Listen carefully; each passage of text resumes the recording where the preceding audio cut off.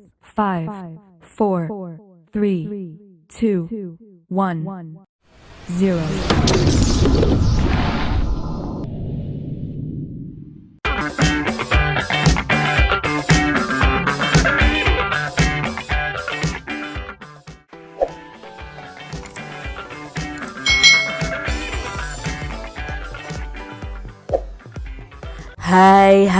Hai.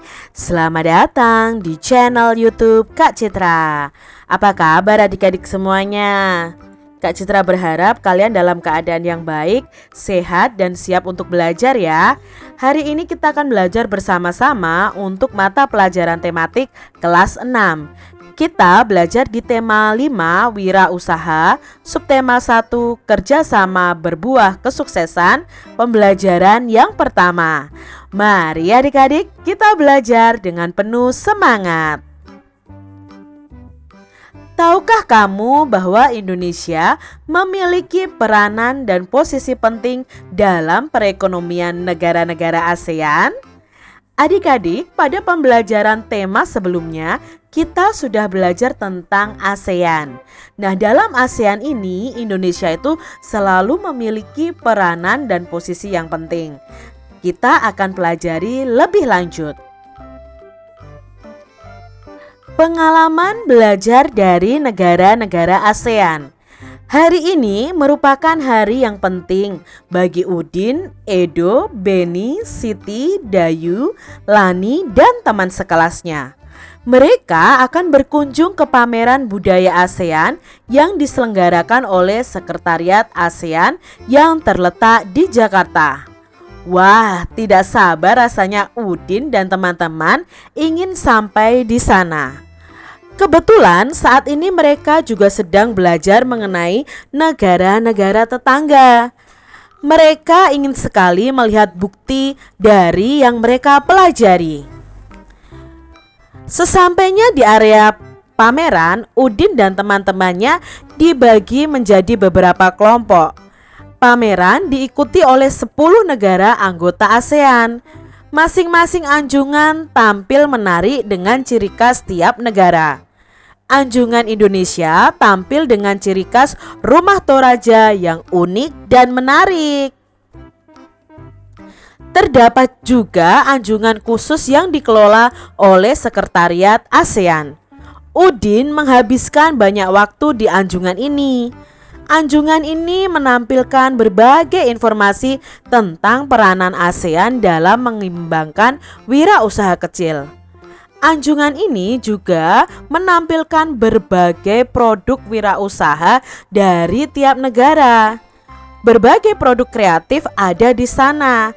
Ada jaket kulit dari pengrajin negara Indonesia, ada manisan buah Thailand dalam kemasan kaleng, ada alat penyeduh kopi klasik dari Vietnam, serta ada pula aplikasi agribisnis yang dikembangkan oleh pemuda Indonesia untuk menghubungkan petani dan konsumen. Edo terkesan dengan berbagai makanan khas. Memang Edo selalu tertarik dengan makanan dari berbagai daerah. Ada singkong santan khas Thailand, ada po dari Vietnam, ada lap dari Laos, dan masih banyak makanan lain yang namanya pun Edo baru tahu adik-adik. Makanan khas tiap negara itu menunjukkan ciri khas sumber daya alam mereka. Sedangkan Beni lebih tertarik dengan anjungan negara Brunei yang menampilkan wayang asik khas negaranya. Wayang ini populer sekitar tahun 1960-an di Kampung Ayer di tepi sungai Brunei. Saat ini Brunei berusaha mengembangkan kembali minat masyarakatnya untuk mempelajari wayang asik karena popularitasnya itu mulai menurun sejak masuknya berbagai budaya asing. Hal yang menarik bagi Beni adalah melihat inovasi yang dilakukan anjungan Brunei untuk memperkenalkan wayang asik. Berbeda dengan wayang Indonesia yang menampilkan sosok legendaris dunia pewayangan, wayang asik ini menampilkan sosok tokoh manusia dalam bentuk kecil. Tinggi wayang hanya sekitar 8 hingga 10 cm. Wayang ini dibuat dari kertas tebal dengan pegangan dari kayu. Udin dan teman-teman juga mengikuti aneka lomba yang diadakan oleh beberapa anjungan. Sebelum mengikuti lomba, mereka harus mengisi formulir pendaftaran. Hadiahnya tentu saja cenderamata khas dari negara tersebut. Menyaksikan pameran budaya ASEAN ini memberi Udin dan teman-temannya pengalaman belajar yang berharga. Kini pengetahuan mereka itu semakin kaya. Pengetahuan dari penjelasan guru, dari buku yang dibaca, serta menyaksikan langsung ragam karya dan budaya yang ditampilkan tiap negara ASEAN. Itu tadi adik-adik bacaan tentang penjelasan pameran yang dilakukan oleh Sekretariat ASEAN yang ada di Jakarta. Udin dan teman-temannya menyaksikan setiap pameran dari masing-masing negara. Mengapa hari ini merupakan hari yang penting bagi Udin dan kawan-kawannya? Ya karena mereka akan mengunjungi pameran budaya ASEAN yang diadakan oleh Sekretariat ASEAN di Jakarta. Apa yang dapat dipelajari dari anjungan khusus yang dikelola oleh Sekretariat ASEAN tadi adik-adik? Ya, yang bisa kita pelajari adalah kita dapat melihat dan mengetahui berbagai informasi tentang peranan penting ASEAN dalam mengembangkan wirausaha kecil serta produk wirausaha dari tiap negara.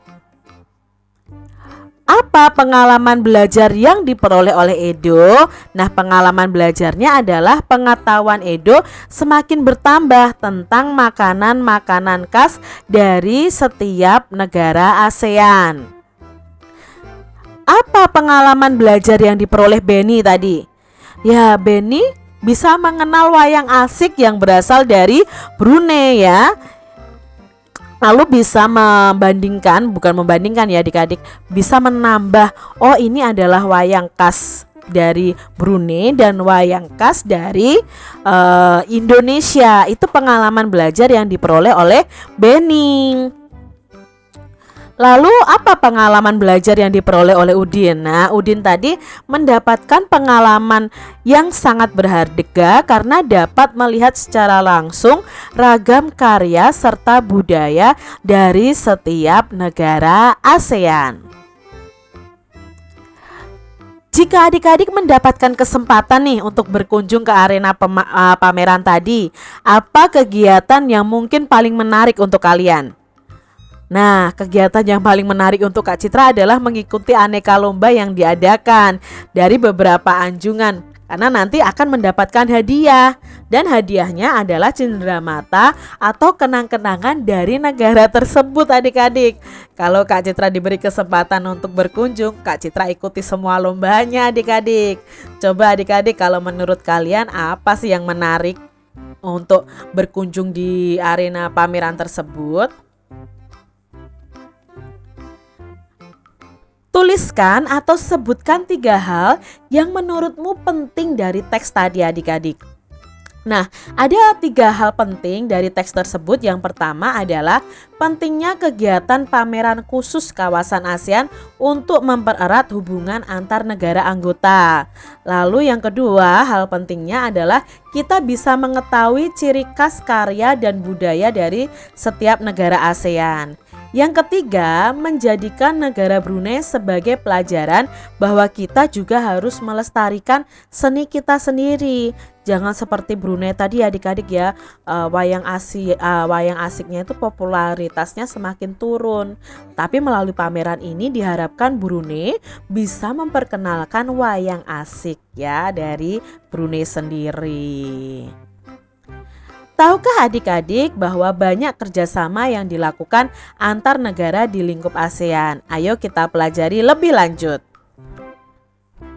Negara-negara yang tergabung dalam ASEAN itu mempunyai potensi masing-masing, mulai dari sumber daya alamnya hingga sumber daya manusianya. Lalu bagaimana ya peranan dan posisi Indonesia dalam kancah perekonomian ASEAN? Bagaimana peranan dunia usaha? Ayo kita cari tahu lebih lanjut adik-adik. Nah, di sini Kak Citra punya diagram tentang peran dan posisi Indonesia di bidang ekonomi dalam lingkup ASEAN. Nah, di sini peran dan posisi Indonesia yang pertama adalah ikut serta dalam masyarakat ekonomi ASEAN atau disebut MEA atau MEA ya adik-adik. Ini Indonesia ikut berperan serta di dalamnya. Lalu yang kedua, Indonesia itu menjadi salah satu lumbung padi ASEAN yang banyak menghasilkan padi daripada negara-negara ASEAN yang lain. Ini berperan penting. Jadi kita bisa mengirimkan padi yang kita panen di Indonesia itu ke negara-negara ASEAN ya. Mereka membeli dari negara kita. Berikutnya, peran dan posisi Indonesia itu menjadi salah satu pelaku ekspor dan impor barang ya. Itu salah satu peran dan posisi Indonesia. Berikutnya, mendirikan ASEAN Aceh Fertilizer Project sebagai bentuk keikutsertaan dalam kerjasama sektor industri. Itu tadi peran dan posisi Indonesia dalam bidang ekonomi dalam lingkup ASEAN. Dalam pameran negara-negara ASEAN, terdapat cenderamata yang terbuat dari magnet yang bisa ditempel pada permukaan yang terbuat dari besi. Misalnya di pintu lemari es. Nah, apakah adik-adik ingin mengetahui lebih lanjut tentang magnet? Ayo kita pelajari bersama tentang magnet adik-adik. Apakah kamu pernah menemukan magnet di sekitarmu? Pernah ya adik-adik ya? Di mana saja kamu menemukan magnet? Nah, bisanya di pintu kulkas, pintu lemari, lalu ada juga di tempat pensil adik-adik itu ya, biasanya ada magnet juga. Lalu apa saja yang kamu ketahui tentang magnet adik-adik? Oh, magnet itu bisa menarik benda-benda logam Kak Citra. Ya betul, magnet itu bisa menarik benda-benda logam. Nah, kita pelajari lebih lanjut tentang magnet. Nah, di sini Kak Citra punya jenis-jenis magnet. Ada magnet batang, ada magnet silinder, ada magnet jarum, ada magnet ladam, dan ada magnet lingkaran. Nah, adik-adik, apakah kalian pernah menjumpai jenis-jenis magnet ini? Magnet adalah suatu benda yang dapat menarik benda logam di sekitarnya karena magnet ini memiliki medan magnet adik-adik. Setiap magnet itu pasti memiliki dua kutub, yaitu kutub selatan dan kutub utara. Apa saja jenis magnet yang kalian ketahui? Nah, magnet itu ada magnet alami dan ada magnet buatan. Lalu apa sih arti simbol U dan S yang terdapat pada magnet ini? Simbol U itu artinya utara yang menunjukkan kutub utara pada magnet. Sedangkan S itu artinya selatan yang menunjukkan kutub selatan pada magnet. Adik-adik, kalau biasanya itu magnet itu tidak ada simbolnya U dan S ya. Hanya pada gambar itu ada simbolnya U dan S. Tapi biasanya kalau magnet yang Kak Citra jumpai itu warnanya berbeda untuk membedakan mana magnet itu kutub utara, mana yang kutub selatan. Itu biasanya warnanya berbeda begitu. Jarang sekali ada yang ada hurufnya, ada simbolnya U dan S begitu adik-adik. Jelaskan perbedaan bentuk dari masing-masing magnet ini. Yang pertama ada magnet batang, itu merupakan magnet yang berbentuk balok adik-adik. Lalu berikutnya ada magnet silinder, ini merupakan magnet yang berbentuk seperti tabung. Magnet jarum ini merupakan magnet yang berbentuk jarum yang mengarah ke dua arah yang berlawanan. Sedangkan magnet ladam merupakan magnet yang berbentuk seperti huruf U, begitu ya. Dan magnet lingkaran merupakan magnet yang berbentuk lingkaran. Itu tadi jenis-jenis magnet tadi. Tahukah adik-adik, lebih dari 2000 tahun yang lalu, orang Yunani yang hidup di Magnesia menemukan batu yang istimewa. Batu tersebut dapat menarik benda-benda yang mengandung logam. Ketika batu itu digantung, batu tersebut berputar. Salah satu ujungnya selalu menunjukkan ke arah utara. Karena batu ini ditemukan di Magnesia oleh orang Yunani, maka orang Yunani menamainya magnetis litos begitu. Orang Yunani tidak mengetahui lebih lanjut bagaimana sifat-sifatnya. Namun mereka telah mengamati ciri-ciri bahan yang disebut magnet. Saat ini banyak loh teknologi yang menggunakan magnet, misalnya pada pengeras suara, layar TV, dan kaset itu merupakan contoh-contohnya. Nah, itu tadi informasi mengenai penemuan magnet ya adik-adik. Kutub-kutub magnet. Semua magnet itu mempunyai ciri-ciri tertentu. Setiap magnet itu memiliki dua tempat yang gaya magnetnya sangat kuat, yaitu pada kutub-kutubnya adik-adik. Daerah ini disebut dengan kutub magnet. Ada dua kutub magnet, yaitu kutub utara dan kutub selatan. Sering kita menjumpai magnet yang bertuliskan N dan S ya. Nah, N itu merupakan kutub utara magnet. Itu singkatan dari North ya dalam bahasa Inggris yang artinya utara. Sedangkan S itu kutub selatannya adik-adik. Magnet dapat berada dalam berbagai bentuk ya dan ukuran. Bentuk yang paling sederhana itu berupa batang yang lurus yang sering kita jumpai. Selain itu ada juga magnet yang berbentuk tapal kuda atau ladam dan jarum. Pada bentuk-bentuk ini kutub magnet itu berada pada ujung-ujung magnet tersebut. Jadi setiap magnet ini memiliki ujung magnet yang disebut dengan kutub magnet. Apakah adik-adik masih ingat berbagai lomba dalam pameran negara-negara ASEAN tadi? Nah, sebagai syarat untuk mengikuti lomba, kita harus mengisi formulir pendaftaran. Nah, adik-adik, apa itu formulir? Apakah adik-adik pernah melihat atau mempunyai pengalaman mengisi formulir? Apa saja ya jenis formulir yang kalian ketahui? Yuk kita pelajari lebih lanjut tentang formulir. Nah, ini ada dua jenis formulir. Kamu amati formulir A dan formulir B. Formulir A itu formulir pendaftaran lomba cerdas cermat ASEAN. Lalu formulir B itu formulir pendaftaran kegiatan ekstrakurikuler. Perhatikan dalam kedua formulir tersebut ada persamaannya. Persamaannya apa? Ada identitas dirinya. Jadi ketika kita mengisi formulir, biasanya itu selalu ada identitas dirinya adik-adik. Nah, yang berbeda dari dua formulir ini adalah jenis formulirnya. Yang satu jenis lomba ya, formulir untuk lomba. Yang kedua itu jenis formulir untuk mendaftarkan kegiatan ekstrakurikuler. Jadi isinya pun berbeda adik-adik. Apa saja yang kamu temukan dalam kedua formulir tersebut? Nah, dalam kedua formulir tersebut kita menemukan judul formulir. Lalu ada kolom identitas diri, kolom pengisian minat peserta, kolom untuk mencantumkan tanda tangan, dan ada catatan tambahan dari kedua kolom tadi. Lalu apa perbedaan antara formulir A dan formulir B?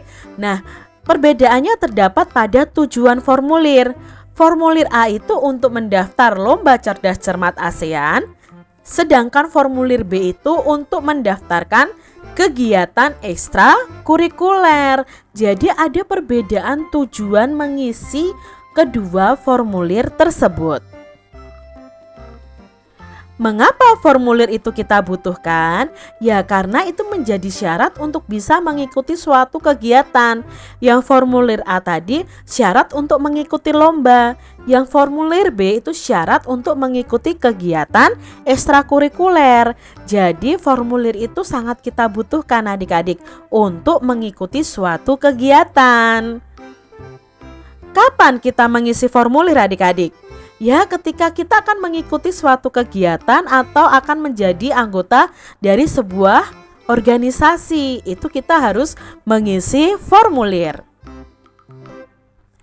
Apa yang dapat kamu simpulkan tentang formulir? Nah, yang bisa kita simpulkan tentang formulir, formulir itu menjadi syarat tertulis sebelum seseorang itu dapat mengikuti suatu kegiatan atau menjadi anggota suatu organisasi. Dengan formulir, Suatu panitia atau organisasi itu dapat mengenal data diri seseorang dan bisa menggali informasi lainnya tentang orang tersebut atau tentang peserta tersebut. Itu tadi yang bisa kita simpulkan dari formulir ya yang kita pelajari bersama. Jadi coba adik-adik cari lebih tahu, cari lebih lanjut tentang formulir. Ya, kalian bisa searching di Google ya tentang formulir.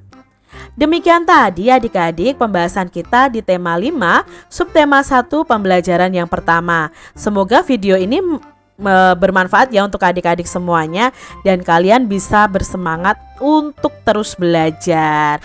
Terima kasih sudah menyaksikan video dari Kak Citra dan sampai jumpa lagi di video pembelajaran Kak Citra selanjutnya. Tuhan memberkati.